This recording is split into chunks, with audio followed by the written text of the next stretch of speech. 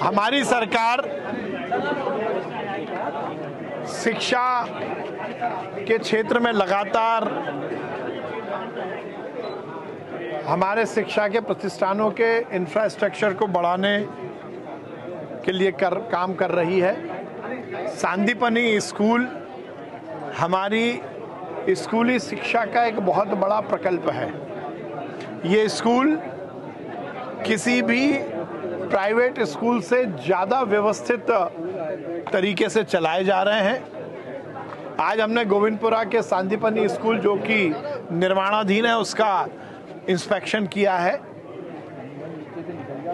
ये इस संपूर्ण क्षेत्र के लिए एक हमारी बड़ी सौगात है।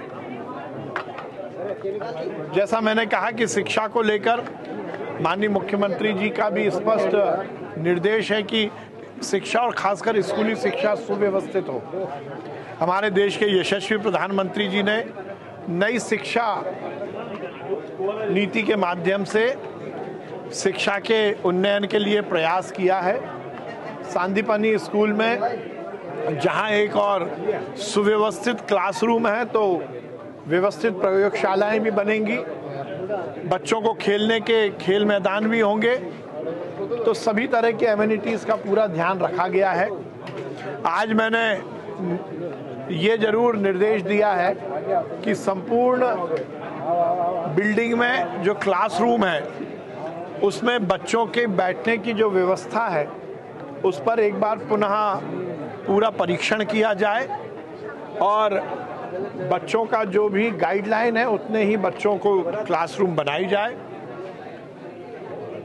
थोड़ा सा प्रोजेक्ट लेट चल रहा है, उसको भी हमने कहा है कि समय से पूरा किया जाए, सुव्यवस्थित हो और इसके माध्यम से हमारे बच्चों को अच्छी शिक्षा मिल सके, यही हमारा उद्देश्य रहा। अभी हॉकी को लेकर बहुत सारे प्रश्न चिन्ह हैं। हमने खेल विभाग की नए स्तर पर समीक्षा और निर्देश दिए हैं। नए हम प्लानिंग ला रहे हैं, हमने नवाचार किए हैं। अब हमने ये निश्चित किया है कि हॉकी सहित सभी खेलों में हम एक्सचेंज प्रोग्राम शुरू कर रहे हैं। हमारे वो खिलाड़ी जो एकेडमी में अच्छा खेल रहे हैं, जिनमें भविष्य की संभावनाएं हैं, उनको हम अलग अलग राज्यों में और विदेश में भी यदि जरूरत पड़ेगी तो प्रशिक्षण के लिए भेजेंगे ऐसे चुने हुए खिलाड़ियों। और यदि हमें बाकी प्रदेश या विदेश की कोई टीम बुलाकर आपस में नॉलेज शेयरिंग के लिए यदि कोई प्रोग्राम चलाना होगा तो वो भी हम करेंगे, क्योंकि कंपटीशन में ही दूसरे राज्य या दूसरे देशों से मिलकर यदि हम काम करते हैं तो उसमें हमें कुछ नॉलेज नहीं मिलता। यदि हम नॉलेज लेने के लिए यदि एक्सचेंज प्रोग्राम चलाएंगे, एक दूसरे से मिलेंगे, उनकी कुछ खूबी हम सीखेंगे, हमारी कुछ खूबी उनको बताएंगे, तो उसके माध्यम से हमारे खेलों का और विस्तार होगा। इसलिए हमने एक्सचेंज प्रोग्राम की शुरुआत करने का निर्णय लिया है। पहले फेज में हम हॉकी के चुनिंदा खिलाड़ी जो हमारी एकेडमी में है, जिनका भविष्य बहुत उज्जवल है, उनको फॉरेन भेजेंगे अलग अलग क्लब्स में, वो वहाँ से कुछ गुर सीख के आए, ये हमारा प्रयास है। विदेश यात्रा पर कितना निवेश आया, इसका श्वेत पत्र जारी जरूर करें, सदन में रखिए उसको। देखिए, मेरा ये मानना है कि कांग्रेस हर समय जब भी प्रदेश के विकास और जनता के कल्याण की कोई बात आती है तो उसमें टंगड़ी अड़ाने का प्रयास करती है। हमारी सरकार लगातार इन्वेस्टमेंट लेके आ रही है। माननीय मुख्यमंत्री जी लगातार मेहनत कर रहे हैं, चाहे रीजनल इन्वेस्टर समिट की बात हो या GIS हो, चाहे माननीय मुख्यमंत्री जी के अलग अलग शहरों के रोड शो, अलग अलग प्रदेश या विदेश के रोड शो हो।